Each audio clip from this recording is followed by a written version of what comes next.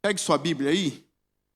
Hoje, abra ela em Romanos. A gente tem um estudo bem específico e intencional pelas coisas que têm acontecido no mundo religioso.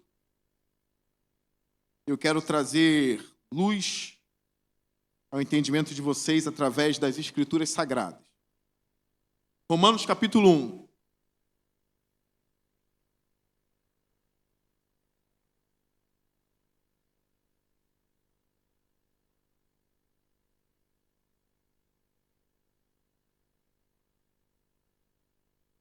Culto de estudo. Os estudos estão sendo gravados. Você depois pode ver lá no YouTube, no Spotify. Espero que você esteja com seu lápis aí, sua caneta também. E fique bem atento aqui no telão ou na sua Bíblia. Irmãos, essa semana foi uma semana de muito barulho para os nossos amigos católicos. Eu não sei quantos membros da nossa igreja acompanharam as notícias do Vaticano. São notícias que importam para a gente que é protestante.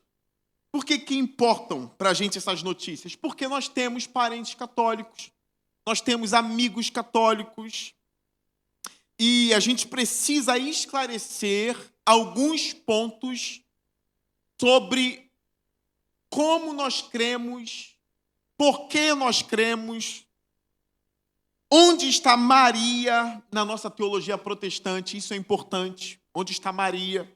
Essas notícias aí que explodiram no meio católico romano, é que veio um documento da Igreja Católica, um documento lá da cúpula, do Papa, do prefeito, da Igreja Católica, que mexe com doutrina, que escreve documentos, que é o seguinte: Maria não deve ser chamada de corredentora. Pasmem, é isso aí. Nota doutrinária do Vaticano, apoiada pelo Papa, apoiada pelo prefeito, para que vocês entendam, prefeito doutrinário da igreja, que escreve, que vai guiando a igreja nessas questões de doutrinas.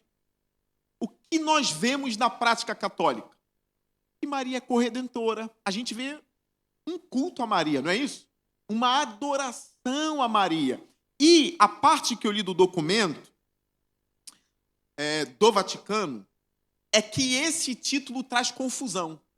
Chamar Maria de corredentora traz confusão. Por quê?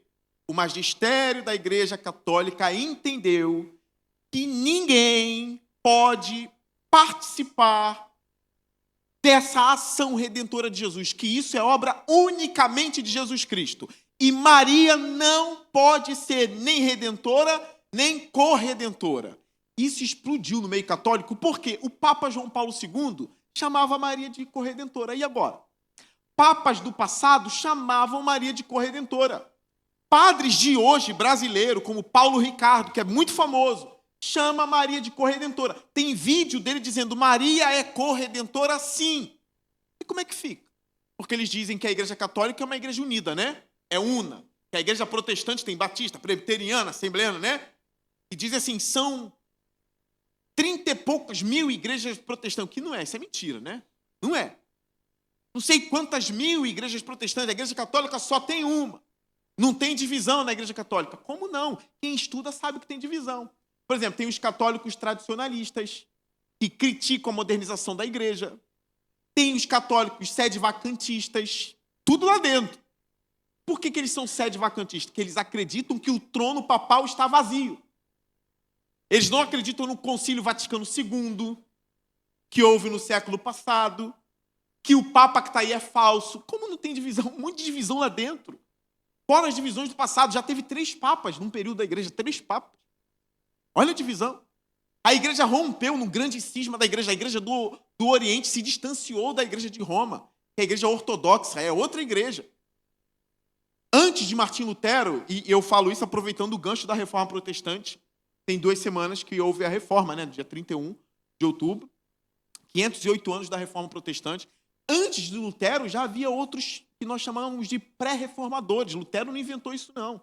A gente tem o Jan Hus, antes de Lutero, Wycliffe e tantos outros. antes de Lutero, protestando contra as invenções das igrejas católicas, ou da Igreja Católica. Agora me vem um documento do Vaticano dizendo exatamente o que nós protestantes já pregávamos.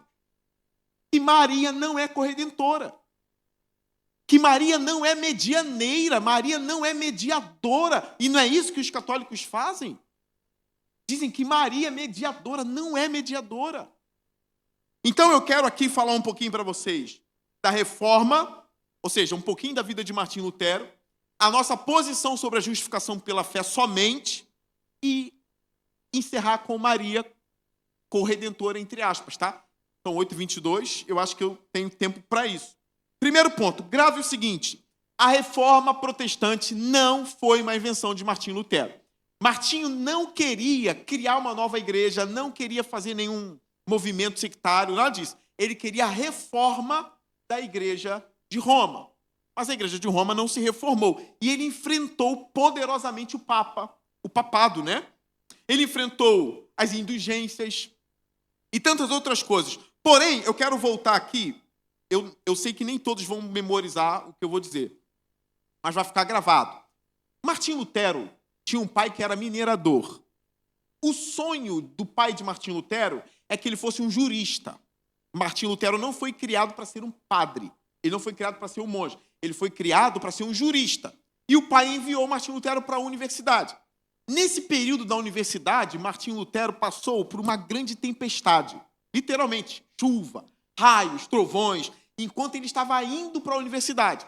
E parece que algum relâmpago caiu muito perto de Lutero. O que eu chamo de o primeiro relâmpago da vida de Lutero, tá? Isso aí eu que chamo. Porque ele vai ter um outro relâmpago em breve, e aí não é mais um relâmpago literal. Eu vou explicar o que seria o segundo relâmpago. Mas o primeiro relâmpago da vida de Lutero foi um literal. Parece que caiu numa árvore perto dele e ele achou que ia morrer. Só quem já passou por andando na rua com temporal, trovão, relâmpago, eu já passei por isso jogando bola, tá? Brincando, tava nem aí para raio. Mas Lutero sentiu um pavor, o relâmpago caiu muito perto dele, ele achou que ia morrer. Aí o que ele faz? Ele clama por Jesus. Não, ele clama por Santa Ana. Ele clama por Santa Ana, ele não morre, e aí ele faz uma promessa. Ele iria para o convento. Então ele vai para um convento católico, a igreja católica na época, e ele começa a estudar. Aí ele tem um contato pela primeira vez com a Bíblia. Não era fácil ter contato com Bíblia, tá? Hoje a gente tem Bíblia. Todo mundo está com Bíblia aqui. Quem não está com a Bíblia física, está com a Bíblia no celular. Mas todo mundo tem Bíblia. Na época não era. Era assim, uma propriedade da igreja, do magistério da igreja. O crente popular, o católico na época, não tinha acesso. Ele não ficava lá examinando. O padre está pregando um texto aqui, deixa eu ver se isso aqui procede. Não tinha, irmãos. Era o que a igreja falou. O que a igreja falou está falado. Não tinha essa coisa. Só que como ele vai para o convento, ele tem contato com a Bíblia. Só que Lutero ele tinha muito problema com angústia. Porque para ele Deus é santo de fato, e justo. Só que Lutero via os seus pecados não paravam dentro dele. Irmãos, Lutero era o tipo de cara que, se pudesse, ele se confessava 1000 vezes por dia aos padres.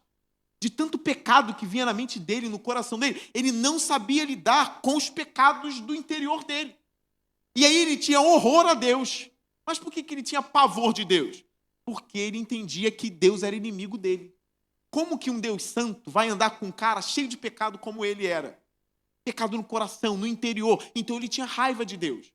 Mas ao mesmo tempo ele não queria ir para o inferno, ele queria ser salvo. Aí ele se confessava, ele se machucava, ele se feria. Negócio de penitência.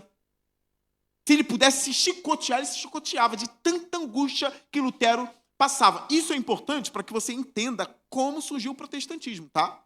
Como surgiu.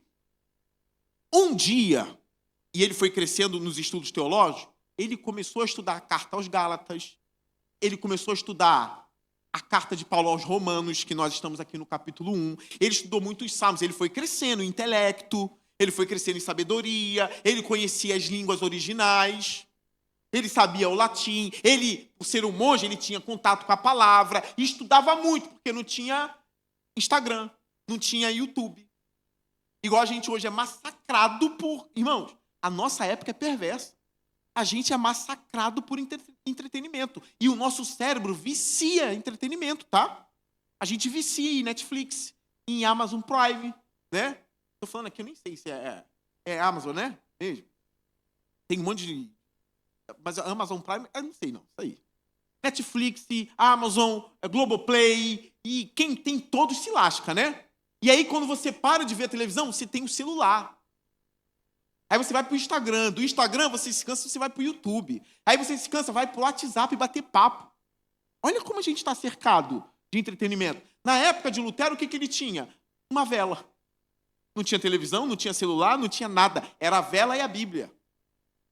Ele chega a dizer o seguinte: se eu pudesse, eu teria me matado de jejuns e vigílias para ser salvo. E uma das falas dele, em outras falas, ele diz assim: eu queria merecer a graça. Como é que pode isso? Merecer a graça. Quem merece a graça? Eu queria merecer a graça. Toma-lhe vigílias, jejum, oração, ao ponto dele quase morrer. Ele diz assim: se o convento salvasse alguém, esse alguém seria eu, porque ninguém era tão zeloso igual a mim. Fala de Lutero. Diante de tanta angústia, um dia ele é atingido pelo segundo raio. Na verdade, o primeiro não pegou nele, né? Aí é o segundo relâmpago da vida de Lutero. Repita comigo. O segundo relâmpago da vida de Lutero. Esse relâmpago não é literal. Já é o relâmpago da palavra. Esse relâmpago tem número, tem nome, e é Romanos capítulo 1, versículo 17. Põe ali. Esse foi o relâmpago que acertou Lutero, tá? E cuidado, quando você estiver lendo a Bíblia, você pode ser acertado por um relâmpago e sua vida mudar do dia para a noite, tá? Foi assim que a vida dele mudou. Esse foi o texto que atingiu Lutero. Bem nessa parte finalzinha aqui, ó. Não foi o versículo todo, tá? Mas foi essa partezinha aqui, ó. O justo viverá por subir as escadas de joelho. É isso que tá? O justo viverá por penitência. É isso que tá aqui? O justo viverá por ficar se confessando ao padre. É isso que está aqui? Não. O que está escrito aqui? O justo viverá pela fé. Isso libertou Lutero. Porque ele entendeu o seguinte: eu não posso merecer a graça. Não tem como eu conquistar a graça. Não tem como eu merecer a salvação. Ninguém merece. Eu posso subir a escadaria que for de joelho, sem comer, com milho ainda no joelho, botar milho para me ferir, eu não ganho a salvação. Porque a salvação não é por mérito. Aí ele entendeu que é somente pela fé no Senhor Jesus Cristo.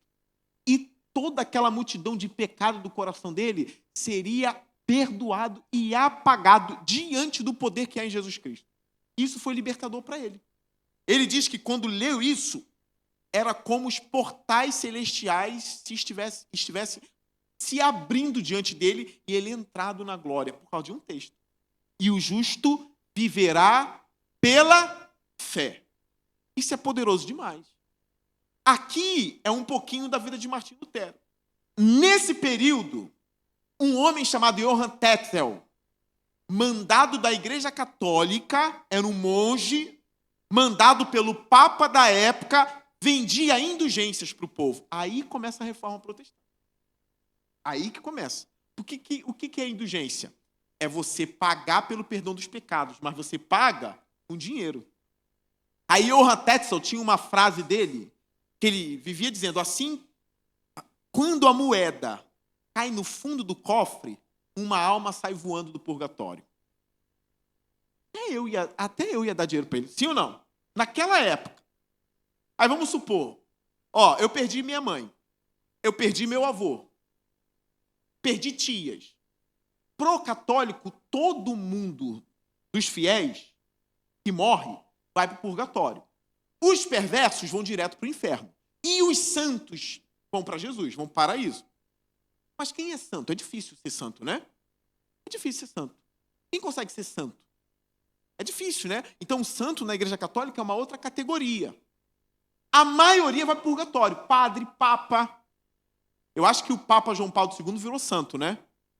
Madre Teresa de Calcutá virou santo. Então, são pessoas que estão no paraíso já direto. Não passam pelo purgatório. Agora, o crente normal que ora, vai na missa.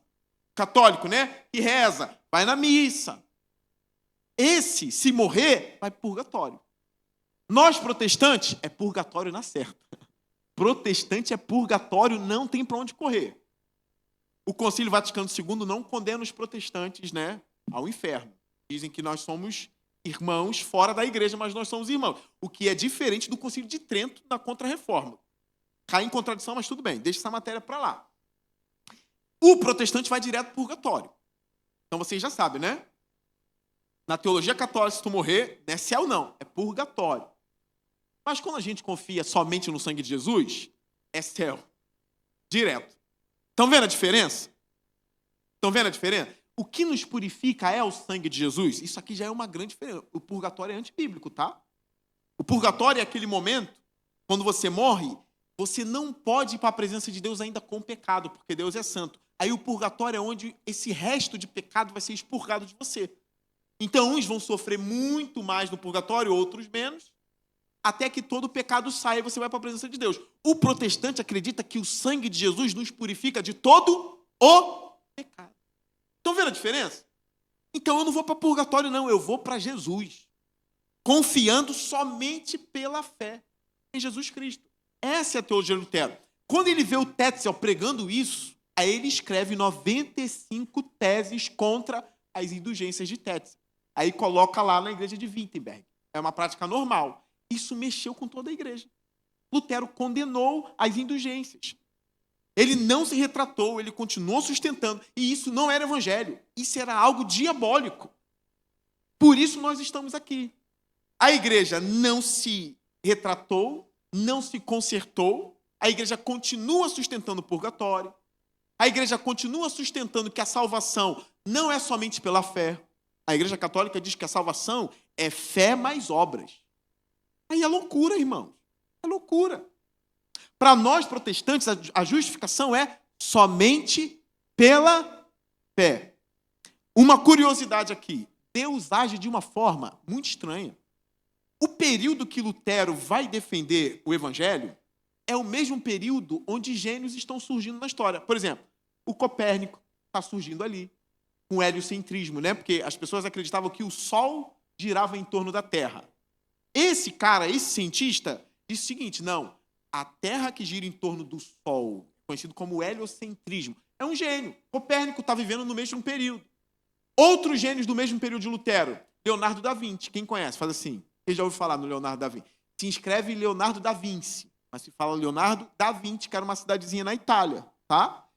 Um grande pintor, que pintou a Mona Lisa, aquele quadro Mona Lisa. É um gênio, o cara sabia de mecânica, o cara sabia de um monte de coisa. A mesma época, o tal do Michelangelo, que pintou a Capela Sistina, lá, aquela obra-prima, um gênio da mesma época de Lutero. As Américas sendo descobertas nesse mesmo período. O Brasil foi descoberto em que ano? 1500, não é? Lutero, 1517, publica contra as indulgências. Olha quantos gênios ali.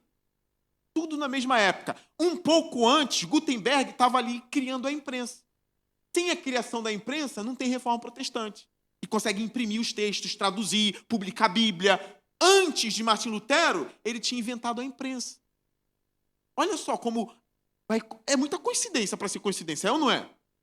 É muita coincidência. Porque se não fosse a prensa, ou a imprensa, Lutero não teria tido êxito. Não teria alcançado a Europa toda. Foi por causa dessas coisas. Então, muito curioso isso. E eu digo que é muita coincidência para ser coincidência. Eu acredito que Deus age de forma estranha no mundo em muitos momentos, tá? São coisas que você diz assim, caramba, parece que está tudo convergindo ali naquele lugar. Martim Lutero era alemão, tá? Para quem não sabe. Está tudo convergindo ali nesse mesmo momento da história. É a mesma coisa do Evangelho. Paulo pregando o Evangelho. O Evangelho só cresceu porque antes Roma tinha pavimentado as ruas. Vocês sabiam disso? Tinha criado as estradas. Então você podia cavalgar. Você podia passar de um lugar para o outro. Por causa de Roma, essa dominação, ficou mais fácil a pregação do Evangelho. E é justamente nesse período que o Evangelho floresce, que Paulo consegue viajar de um lado para o outro, por causa das estradas que Roma criou, pavimentou. Então, assim, é muita coincidência para ser coincidência, né? E quais são os textos bíblicos que nós usamos para dizer que a justificação é somente pela fé? Esse é um deles, tá? Romanos 1,17, o justo viverá pela fé. Tem um outro texto, grava isso aí, tá? Grava isso aí. Porque a irmã Leci, antes do culto, falou para mim, pastor, Tive um debate com um ateu esses dias, ou ateu chato. Aí você não presta atenção nas coisas, você não sabe defender. Aí, essa semana vai aparecer um católico chato na sua vida. E você vai ter? Você vai saber os textos? Ele vai dizer, não, é fé mais obras. Como é que você vai defender isso? Dá uma olhadinha aí, dê uma olhadinha em Romanos capítulo 3. Você já sabe, abriu Romanos 3 para católico, o católico sai correndo. Ele tem que correr. Romanos 3, 4 é uma coisa fenomenal. Primeiro ponto, olha o versículo 9 de Romanos 3. Versículo 9. Vocês estão comigo? Amém? Amém? Olha o 9. Que concluiremos então? Estamos em posição de vantagem? Não. Já demonstramos que tanto judeus como gentios estão debaixo do pecado. O que é o gentio? É quem não é judeu. O romano é gentio, o grego é gentio, eu sou gentio, você é gentio. Paulo está dizendo, os judeus, mesmo tendo a lei, os profetas, Abraão, está tudo debaixo do pecado. E os gregos também, está todo mundo debaixo do pecado. Olha o versículo 10. Como está escrito, não há nenhum justo, nenhum sequer. Há alguém justo no mundo, diante de Deus? Olha o 11. Não há ninguém que entenda, não há ninguém que busque a Deus. Olha o 12. Todos se desviaram, tornaram-se juntamente inúteis. Há alguém justo diante de Deus, igreja? Ninguém.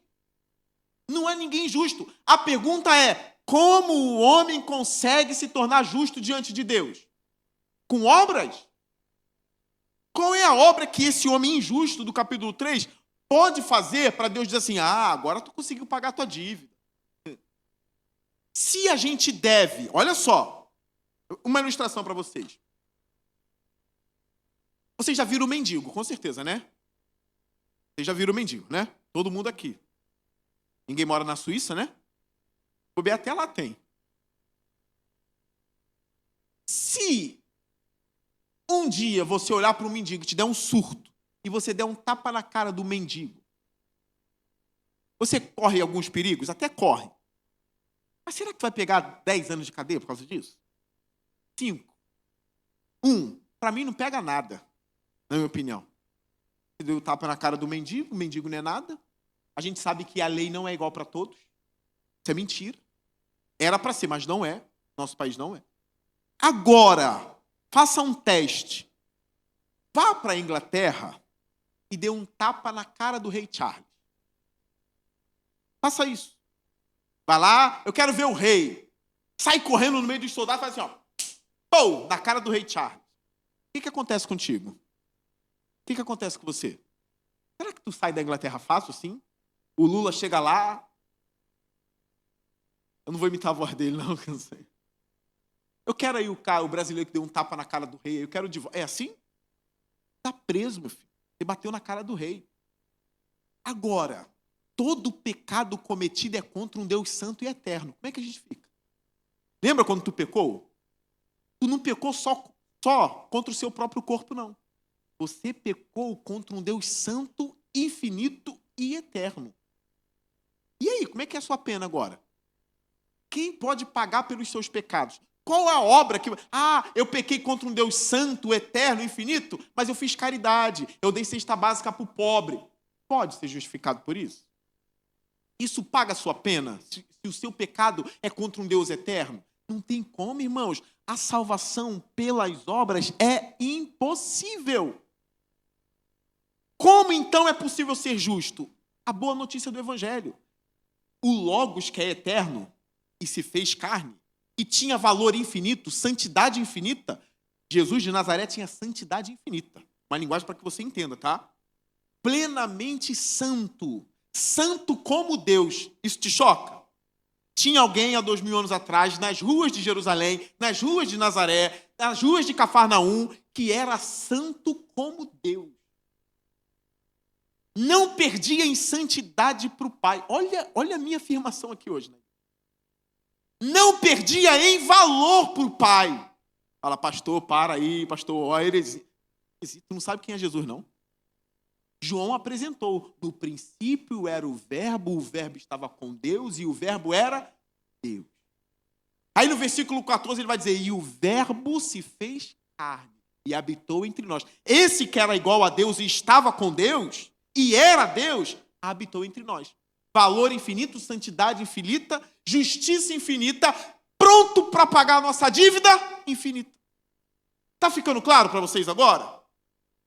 Que não tem como a gente pagar a dívida, mas alguém infinito, com valor infinito, com santidade infinita, pode pagar uma dívida infinita? E esse alguém se fez carne, verdadeiro homem, nasceu da Virgem Maria. Todo protestante crê que Maria era virgem, tá? Se você diz que não, tu é maluco e herege. Maria era virgem. Agora, se ela continuou virgem depois do nascimento de Jesus, os protestantes acreditam que não. Porque ela era esposa de José. E aí o católico vai querer matar a gente, porque para eles Maria é perpetuamente virgem. Para a gente não. A Bíblia diz assim, e ela permaneceu-se virgem até o nascimento de Jesus. Até. Significa o quê? Que depois disso, se deitou com José. Tá bom? E o sexo no casamento não é pecado. Isso não estraga Maria em nada. Não estraga nada. Ela era casada com ele, se casou, normal. Tá bom? Então assim, Jesus vai para a cruz do Calvário e paga uma dívida infinita. O que o homem faz? Eu recebo a salvação que vem do Senhor Jesus. Isso é fé. Eu recebo. Você quer a salvação? A gente está pregando a salvação. Você recebe? Eu recebo. Eu confio somente em Jesus Cristo. Eu recebo a salvação que Ele conquistou para mim. O que significa? E agora, depois de confessar Jesus, você se torna santo e justo diante de Deus. É por isso que a salvação é somente pela fé. Somente pela fé. Olha Romanos 3:21. Vamos ler o 3:20 primeiro. 3:20. Portanto, ninguém será declarado justo diante de Deus, baseando-se na obediência à lei. Ninguém. Ninguém será declarado justo baseando... mas eu sou obediente. Não adianta. Não adianta. Pois é mediante a lei que nos tornamos plenamente conscientes do pecado. A lei não serve para salvar. A lei serve para dizer, você não presta, você caiu, você pecou. A lei não te salva, ela te condena. Agora, no 21. Mas agora se manifestou uma justiça que provém de Deus, independente da lei, da qual testemunham a lei e os profetas. Justiça de Deus mediante a fé. Em Jesus Cristo. Aí é a salvação. Mediante a fé em Jesus Cristo e Maria. Não. Somente em Cristo. Para todos os que creem, não há distinção, pois todos pecaram e estão destituídos da glória de Deus, sendo justificados gratuitamente, sem obra. Porque se vamos supor que eu trabalho para o Walter. Aí o Walter diz assim, você vai ficar aqui mandando e-mail até as 5 da tarde, de 8 às 5. Eu fico lá mandando e-mail, quando dá as 5 da tarde eu quero meu salário. É ou não é? E o meu salário é porque eu trabalhei. Agora aqui é gratuito. Eu não fiz nada, eu não trabalhei. Eu não pratiquei obediência. Eu só confiei em Jesus. Vocês estão entendendo? É pela fé. E aí eu recebo de forma gratuita tudo isso aqui, ó. Ó, 24. Sendo justificados gratuitamente por sua graça, por meio da redenção que há em Cristo Jesus. Deus o ofereceu como sacrifício para propiciação mediante a fé pelo sangue, demonstrando a sua justiça. Em sua tolerância havia deixado impunes os pecados anteriormente cometidos, mas no presente demonstrou a sua justiça a fim de ser justo e justificador daquele que tem fé em Jesus Cristo. Ele permanece justo, justificando pecadores. Por quê? Porque Jesus pagou a nossa dívida. Agora pecadores são chamados de justos. Isso é a justificação. Você era inimigo de Deus, mas pelo sangue de Jesus você foi justificado e agora você é justo. É por isso que Martinho Lutero tinha uma frase que dizia assim, simultaneamente justo e pecador. É isso que a gente é. A gente ainda tem falha, não tem? A gente ainda não luta contra o pecado, mas a gente é plenamente justo. Como é que fica isso? Porque que eu sou plenamente justo? Não pelos meus atos de obediência. Eu sou plenamente justo porque eu confio em Jesus. É por isso. Eu confio que os méritos dele na cruz caíram sobre mim, enquanto o meu pecado caiu sobre ele. Houve uma substituição, irmãos. O meu pecado caiu sobre ele e a justiça dele caiu sobre mim. Então, na cruz, Deus olhou para Jesus, que era santo, e disse assim: pecador, mesmo Jesus não sendo, eu vou tratá-lo como um pecador, porque o pecado do mundo está caindo sobre você. O pecado das ovelhas, de todas elas, estão caindo sobre ti. Então, Deus derrama a ira dele sobre Jesus. E a justiça de Jesus caindo sobre pecadores, somos nós aqui. Então, isso que eu estou ensinando para vocês vai ficar mais claro lá em 2 Coríntios 5. Põe para mim aqui, Lincoln. Eu vou ler aqui para vocês e alguns vão entender o argumento que eu estou apresentando agora. Põe para mim o versículo 20 e 21, Lincoln. Olha isso aqui. 2 Coríntios 5, 20. Portanto, somos embaixadores de Cristo, como se Deus estivesse fazendo o seu apelo por nosso intermédio. Por amor a Cristo suplicamos, reconciliem-se com Deus. Todo homem tem que se reconciliar. Mas como? Olha o texto. Deus tornou pecado por nós aquele que não tinha... Quem é esse que não tinha pecado? Maria? Jesus. Mas Deus o tornou pecado. Não é que Deus colocou pecado no coração de Jesus, não, tá? Deus o ofereceu como uma oferta pelo pecado. É isso que o texto está querendo dizer. Deus o tratou como pecador, como o pior dos pecadores, Deus o tratou ali. Ele bebeu o cálice da ira de Deus. Então, Deus tornou o pecado por nós, aquele que não tinha pecado, para que nele nos tornássemos justiça de Deus. Olha isso aqui. Pecado sobre Cristo, justiça sobre nós. Vocês estão entendendo? Aí agora eu posso chegar na presença de Deus assim. Quem é você para chegar na presença de Deus? Quem é você para falar com Deus? Eu não sou ninguém. Mas Cristo é alguém, é ou não é? E se a justiça de Cristo está sobre mim e sobre você, eu entro onde eu quiser nos céus. Vocês estão entendendo? Eu entro no salão da divindade. Eu entro porque o sangue de Jesus está sobre mim. Olha como é a vida do protestante. Olha como é a vida. Eu entro pelos méritos de Jesus Cristo. Eu não entro pelos meus méritos. Eu não entro. A gente tem isso na visão de Isaías 6, né? Enquanto os anjos adoravam, Isaías dizia: ai de mim que sou pecador, não é? Aí até que um serafim pegou a brasa viva do altar de Deus e colocou nos lábios de Isaías assim: isto te purificou. Com a gente, é o sangue de Jesus que nos purifica. Aí entra a doutrina da adoção. Porque a gente não foi só perdoado, a gente agora foi feito filho de Deus, irmão. Tem noção do que é isso? Olha como essa teologia, que é bem diferente da teologia católica. Eu não fui só perdoado pela fé. Eu fui perdoado e fui adotado como filho de Deus. Aí é o ministério da adoção. É por isso que Jesus manda a gente chamar Deus de Pai. Romanos 8, Paulo vai dizer que a gente diz Abba Pai. Pelo Espírito Santo. Que é como se fosse paizinho, né? Papai. Mas assim, eu sou pecador. Como é que eu chamo Deus Santo de Pai? Pelo sangue de Jesus Cristo. Isso aliviou o tormento de Lutero. Ele, meu Deus, eu achava que eu tinha que fazer jejum, oração o tempo todo, me confessar, ir penitência, e me ferir. Quantos católicos você vê aí pagando promessa e subindo escadaria de joelho? Por que eles fazem isso? Um monte de coisa. Um monte de santo para tudo quanto é lado. E ele diz assim, não vai direto para Jesus, não. Vai para a mãe dele primeiro, porque a mãe dele acalma o coração dele para que ele me atenda. Caraca, isso estraga tudo que eu estou ensinando aqui.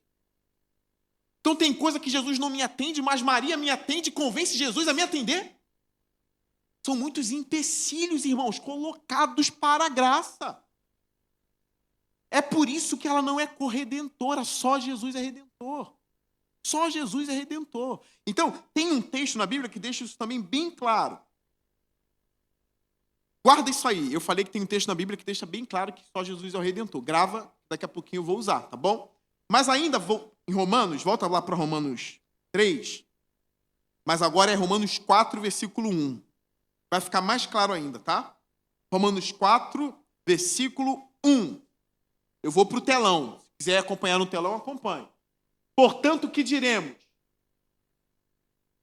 Portanto, que diremos do nosso antepassado Abraão? Se de fato Abraão foi justificado pelas obras, ele tem do que se gloriar. Mas não diante de Deus. O que diz a Escritura? É isso que importa. Não é o magistério da igreja, não é padre, não é papa. O que diz a Escritura? Abraão creu em Deus. E isso lhe foi creditado como? Quem creu em Jesus aqui? Levanta a mão. Só creu. Quem creu? Isso lhe foi creditado como justiça. Se você creu em Jesus de todo o coração, você é justo diante de Deus. E ponto final. Entendeu? Você é justo. E acabou. Está encerrada a questão. E as obras, pastor, tem que ter obra? Não tem que ter obra. Não tem que ter obra. Tem que ter fé. Mas e a obra? Não tem que ter obra para ser salvo. Para ser salvo tem que ter fé. E qual é o papel da obra, então? A obra vai servir para justificar a sua fé. Está conseguindo entender? Consequência. A obra, todo crente tem que ter obra, não é? Tiago diz que a fé sem obra é morta. Tá bom? Qual é o papel da obra? A obra vai mostrar que você foi de fato justificado. Se você não tem boas obras, você não foi justificado. Você não é crente. Mas a obra não é para te salvar, ela é para mostrar que você realmente foi salvo. Esse é o papel da obra. É possível alguém receber o amor de Deus e não demonstrar o amor? É possível? Não é possível. Se você receber o amor de Deus, você vai demonstrar amor. É possível alguém receber misericórdia de Deus e não praticar misericórdia? É possível isso? Não é possível. É por isso que Jesus, lá no Sermão do Monte, diz assim: muitos naquele dia dirão, mas eu expulsei demônio em teu nome. Expulsar demônio? Às vezes é mais uma demonstração de poder do que de misericórdia. É ou não é? É ou não é? Pastores fazem fila ali para demonstrar que tem poder, né? Passa terno, e cospe nos outros, e um monte de coisa. É mais uma demonstração de, olha como eu tenho poder. Venha para a minha igreja, venha me dar dinheiro. Venha. É mais isso do que um ato de misericórdia, tá? Aí Jesus diz assim, naquele dia, muitos dirão assim, expulsei demônio em teu nome, eu curei pessoas, eu profetizei em teu nome. Jesus vai dizer, eu não te conheço. Vão embora todos vocês e praticaram a iniquidade. Ou seja, eles não tinham boas obras. Eles tinham o nome de Jesus, que eles professavam, mas eles praticavam a iniquidade. Cuidado com iniquidade escondida, hein? Cuidado com iniquidade escondida. Porque você diz, pastor ensinou que é pela fé, eu professei Jesus. Mas a fé é aqui, ó. Ela é profunda, ela é verdadeira, ela é do coração. Então, se você mantém iniquidades escondidas, de que adianta a tua fé? Essa é a fé dos demônios. E Tiago diz assim, vocês dizem que tem fé? Muito bem. Até os demônios creem e tremem. Essa fé é a fé dos demônios. Eles sabem que Deus existe, eles sabem que Deus é perdoador, eles sabem que Deus é o único verdadeiro poderoso e Deus eterno, mas essa fé não redunda em boas obras, porque os demônios continuam sendo demônios até hoje. Então, o crente que só professa a fé, ele continua sendo ímpio, mesmo professando. Essa justificação vai causar uma coisa em nós, e vai ser as boas obras, tá bom? A gente vai realmente ser filho de Deus. Olha a continuação. Isso, a fé de Abraão foi acreditada como justiça. Olha o 4. Ora, o salário do homem que trabalha não é considerado como favor, mas como dívida. Se eu trabalhei para ser salvo, Deus me deu a salvação porque eu mereci. É uma dívida que Deus... Inverteu o papel, eu que tenho dívida com Deus. Não é isso aqui não é. Olha o 5. Todavia, há aquele que não trabalha, mas confia em Deus e justifica o ímpio, sua fé lhe é acreditada como justiça. O cara não trabalhou, ele nem praticou as boas obras, ele nem praticou a obediência, porque não é possível. Não é possível. Ele só teve a fé. O que Deus fez com ele? Justificou. Aí a gente vai precisar estudar Romanos 6 para Paulo dizer, olha, é possível alguém ter sido salvo e não viver a vida de Deus? Ele vai argumentar em breve, tá? Sobre a vida do crente que está em Deus. Como é, depois da fé. Agora, nós vamos para Romanos 5:1. Está do ladinho aí. Olha uma outra coisa que a justificação causa. Tendo sido, pois, justificados pela... Tu acha que isso é coincidência, irmão? Toda hora Paulo repetindo a mesma coisa. Vocês acham que isso é coincidência? E tem protestante virando católico. É maluco, é maluco. Não é possível. A gente foi libertado do jugo e as pessoas estão querendo voltar para o jugo. Pastor, você crê que tem católico que vai para o céu? Eu creio. Claro que eu creio. Mas só quem é o mau católico. O bom católico, não. Porque quem é o bom católico? É o que acredita que a justificação é pelas obras. O bom católico acredita lá que Maria é corredentora. O bom católico diz que Maria dá ordem em Jesus até hoje, porque é a mãe dele. O que significa o bom católico? É aquele que cumpre o catolicismo. Quem é o mau católico? É o cara que se diz católico, mas não cumpre o catolicismo. E cumpre o evangelho. Conseguiram entender a minha lógica? Todo mundo entendeu? Sim ou não? Quem é o mau protestante? É aquele que está na igreja protestante, mas acredita que a salvação é pelas obras. Esse é o mau protestante. Ele está fazendo tudo errado que foi ensinado a ele. Esse também não será salvo.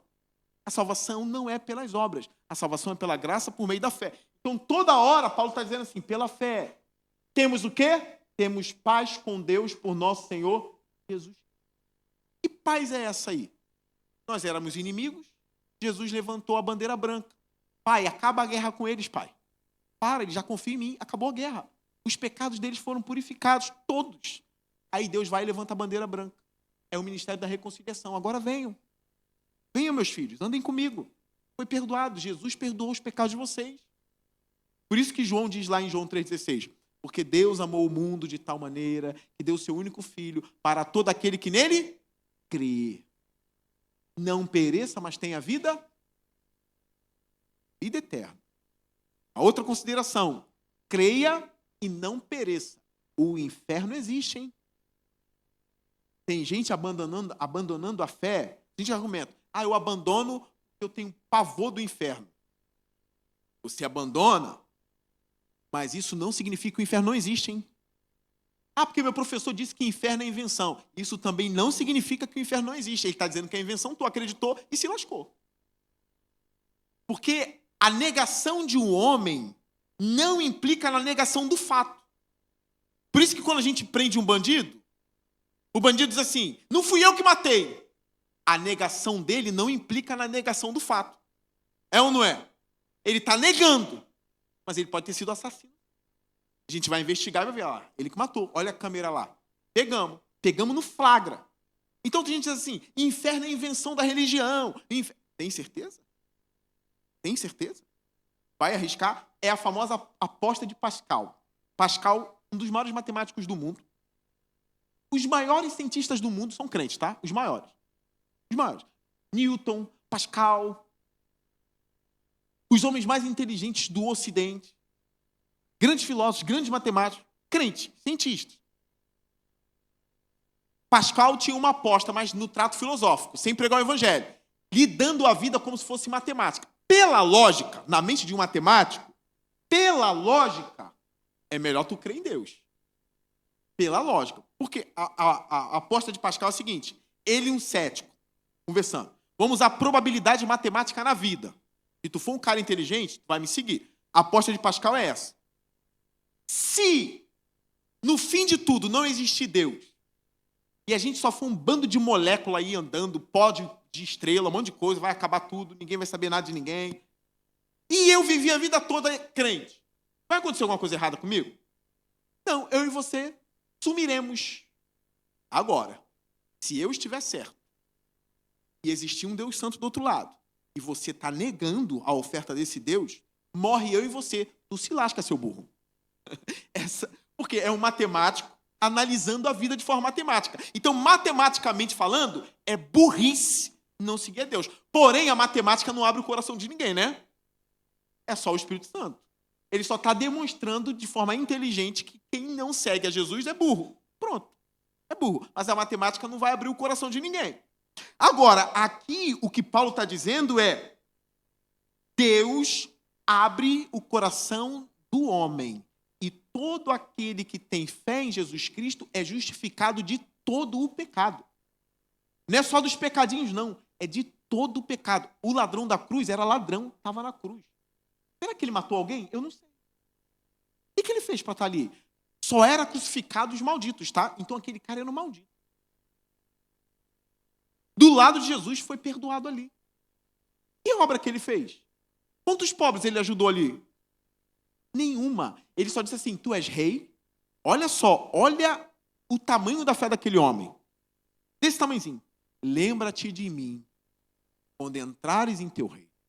Irmãos, isso é fé grande? Lembra-te de mim. O que Jesus disse? Ainda hoje estarás comigo no paraíso. Quantas escadarias Jesus mandou ele subir de joelho? Tu acha que na cruz Jesus disse assim, conheceu minha mãe? Maria? Conhece ela? Não conhece não? Theotokos, mãe de Deus. Conhece não, Maria? Não. Lembra-te de mim? Lembro. Hoje mesmo estarás comigo no paraíso. Uma fé, uma demonstração de fé. Ele conhecia a Trindade, o ladrão da cruz? Trindade, ele sabia? Pai, Filho e Espírito Santo, numa essência de vida? Não sabia. Ele conheceu Paulo? Não. Conheceu. Ele leu Bíblia? Não. Mas com uma simples fé em Jesus Cristo, aquele cara não foi nem purgatório. Ainda hoje estarás comigo no... Esse texto destrói o purgatório ali na hora. Porque o certo era aquele ladrão, ó, calma. Eu vou te salvar, porque todo mundo que vai para o purgatório na igreja católica vai ser salvo. Ninguém vai para o inferno. Vai ficar lá muito tempo, mas vai cair no céu. Uma hora. Jesus podia dizer assim, calma, tu ainda vai ter que passar pelo purgatório. Não. Ainda hoje estarás comigo no... Não tem purgatório, vai direto. Direto para o paraíso. Eu preciso encerrar. 1 Timóteo capítulo 2. Venha comigo agora. O crente tem que saber, o gatilho dele tem que ser rápido. Tem que achar rápido. 2 Timóteo. Eu falei segunda, né? Primeira. Desculpa. 1 Timóteo capítulo 2. Mas está um do lado do outro. Se tu abrir em segunda, volta.